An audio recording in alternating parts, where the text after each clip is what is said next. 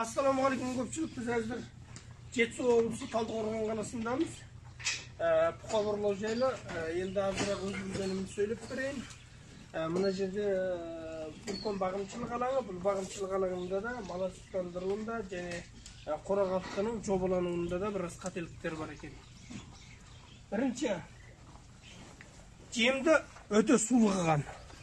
Бұл жем өте сулы болса, әдетте малға жұғымы төмен болады. Өйткені мал жеген кезде бұны чайнамайды. Чайнамағаннан кейін жақтың түбіндегі сілекей без сілекейді толық бөліп шығармайды. Сілекей келіп ашқазан сөлін пайда қылады. Ашқазан сөлі пайда болғаннан кейін барып ашқазандағы түрлі реакцияға түсу арқылы жем қорытылады ашқазанда, төрт қарында. Бірінші үлкен қарынға түседі. Үлкен қарыннан қайта күштеп ауызға алып келеді. Онан кейін барып тақия қарынға түседі. Тақия қарыннан жалбыршақ қарын, жалбыршақтан ұлтабырға түседі. Сол аралықта мына жем толық қорытылып болмайды. Өте сулы болса жем. Өйткені сілекей без сілекейді толық бөліп шығара алмайды, көп шайнамағаннан кейін. Онан кейін бұл күшке толық келмейтін болады. Жемнің тартылуы біраз ірі, оның үстіне сулық құрамы өте жоғары. Онан кейін сен мына силосқа араластырған кезде міне силосы ғайбат. Силос жақсы. Бірақ жем силостың арасына араласпаған. Мынау силостың арасына мына жем былай араласып кірген кезде міне бүйтіп араласып кірген кезде мынау жабысып бірге күшке келу керек. Мынадағы әзір силос пен жем бөлек болғаннан кейін силос күшке келеді, жем күшке келмей қалады толық. Күш қайтаратын жануар күш арқылы азықтық қорытады. Сен құрғақ жемді ұсақ тарттағы осы силосына тіке араластыра бересің. Силосының сулық құрамы жетіп жатыр мынаның қалдағанға. Сонан кейін ол толық шайнап жегеннен кейін сілекей безді толық сілекейді бөліп шығарады. Онан кейінгі қателік ақырдағы қателік.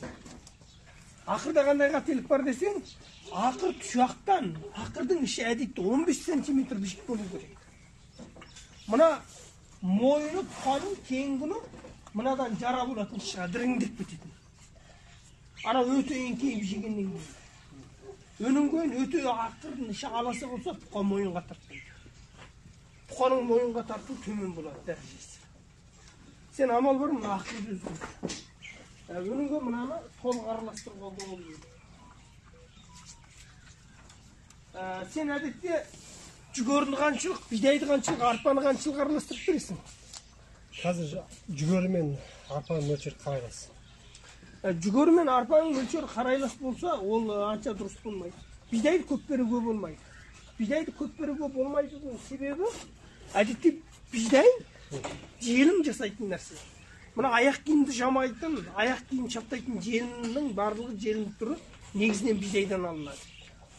Бұл ашқазанды ары қарай құртып, аяққа түсіп кететін жағдай шығады. Ішке тоқтамайтын жайт шығады бұдан. Сондықтан бидайдың мөлшерін азайтып, жүгері жалпы жемнің 50%-нен бордың алғашқы мезгілінде кем болмау керек. Сен және бір байқағаным, кебек бермейсің. Кебекті машиневшілер бізде.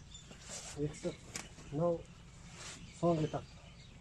Мынау жаңа кіргендер. Жоқ, жаңа кірген малдар аны жақта. Жан жақта малдар кебек қосып береміз, алғашқы мезгілде. Ал енді сен алғашқы мезгілі дедің, е? Соңғы бір ай, бір жарым ай осы жақта тұрды. Соңғы бір ай, бір жарым ай осы жақта тұрған кезде сен кебекті 8%-ке түсір. Ең алғашқы мезгілінде ана жақта кебекті 20%-ке шейін қоссаң болады. Не үшін кебек қосамыз? Дегенде кебектің құрамында фосфор болады. Сүйек кебек емейміз фосфор. Өнін кейін витамин B1, B2, B3, B4, B5, B6 сияқты витамин B-ның құрамы болады бұда. Бұл әдетте витамин B ашқазанды жақсылау ролы болады. Ішті жұмсарту ролы болады. Бірақ кебек мөлшерден аспесе ішті айдайды. Неге деген кезде бұл жеңіл азықтық, көлемдік азықтыққа кіреді кебек.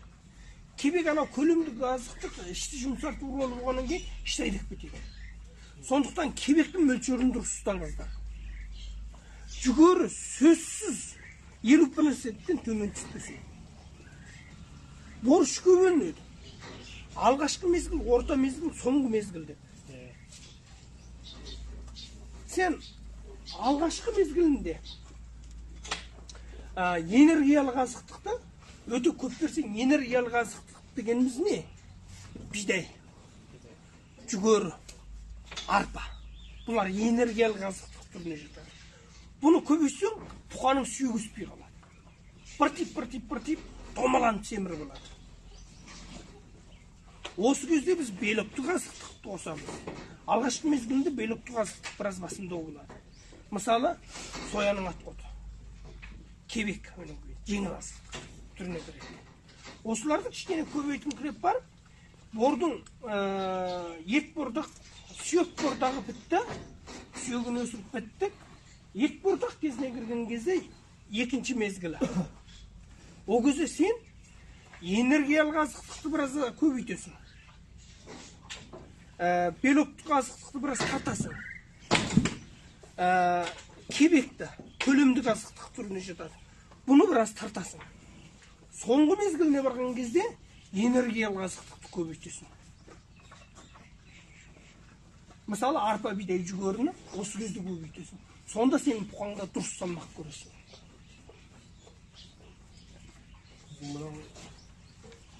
Соңғы кітап қой мына шығатын айырмалар. Бізде мына жемнің ішінде арпа, жүгері, бидай, шүйегі. Сен мынаған сояның бұршақтың немесін қоспадың ба? Ұсағын? Біраз қосасың оны. Оны қоспасаң болмайды. Өйткені әдетте малдың мына қыстың суығында әрбір тал жүні жылу сақтайды. Денесіне енді жылу керек. Ол жылуды әдетте белоктық азықтықтың жылу беру мөлшері жоғары болады мал денесі. Сен осы мезгілде дұрыстап соны қосалуың керек. Мына күннің әдетте жемнің теңселуі, белоктық азықтықтың құрамы, кебектің құрамы деген нәрсе сен ауа райының өзгерісіне қарайды. Мысалы, жаз, күз, қыс, көктем бізде ашық белгіміз бар бізде. Қысымыз суық, жазымыз ыстық. Осы кезде жемнің теңселуін өзгертесің. Өзгертпесең болмайды.